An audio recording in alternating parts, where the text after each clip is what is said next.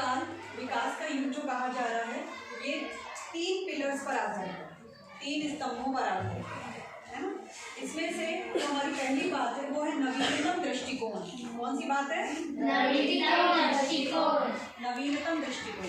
तो नवीनतम दृष्टिकोण में क्या चीजें हैं, क्या बातें हैं नवीनतम दृष्टिकोण में, वो हमें विकास के युग तक ले जाएंगे। वैचारिक क्रांति, वैचारिक क्रांति, वैचारिक क्रांति क्या है? विचारों की जो क्रांति आई कि ऐसा होना चाहिए हमारे देश में, ऐसा होना चाहिए हमारे समाज में। जो हमने अभी पढ़ा, सती प्रथा पढ़ी, जाति प्रथा पढ़ी, है ना, हमने बाल विवाह के बारे में पढ़ा, हमने बालिका शिक्षा के बारे में पढ़ा कि किस तरह से बालिकाओं को पढ़ाने के लिए स्कूल खोले गए।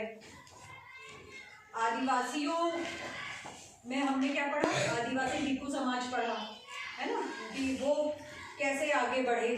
तो ये सारी जो थी ये क्या थी? वैचारिक क्रांति। तो हमारे कितने सारे पार्ट के टॉपिक इस वैचारिक क्रांति में कवर हो जाते हैं, है ना।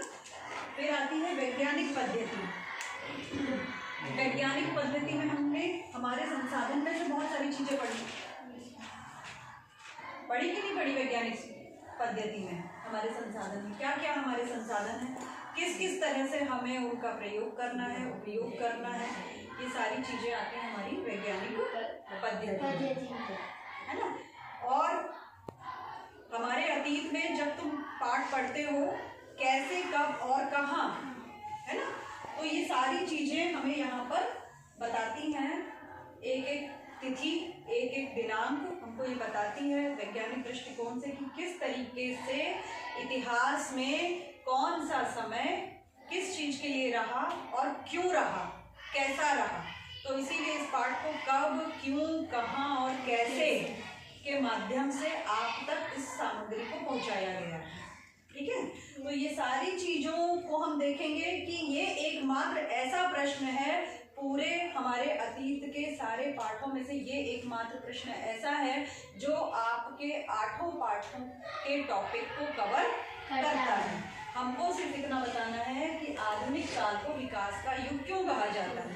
तो जब हम विकास की बात करेंगे तो हम उस आधुनिक काल के जितने भी टॉपिक हमने पढ़े हैं 8 टॉपिक, वो 8 टॉपिक के 3 पिलर्स पर आधारित है। ठीक है, तो अगर प्रश्न शॉर्ट में पूछा जा रहा है तो हम बस ये 3 पिलर बता देंगे। नवीनतम दृष्टिकोण याद हो जाएगा आप सबको?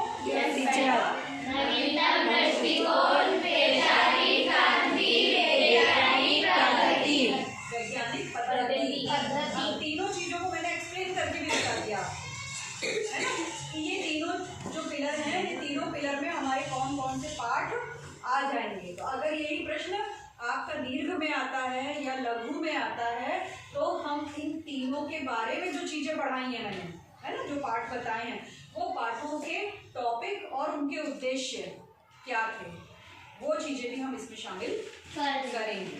तो हमारे लिए ये प्रश्न 5 नंबर का प्रश्न अच्छे से बन जाएगा और हम इस प्रश्न के लिए जो हमारी रटने वाली पद्धति है उससे भी हम दूर हो जाएंगे। जब हम इस चीज़ को बहुत अच्छे से समझ लेंगे, हमको मालूम है कि हमारे जो पाठ हैं उन पाठों के एक एक टॉपिक को किस तरीके से आधुनिक काल से विकास के युग में ले जाया गया है, तो हमको वहाँ पर कोई भी चीज़ लिखना कठिन नहीं। समझ में आया?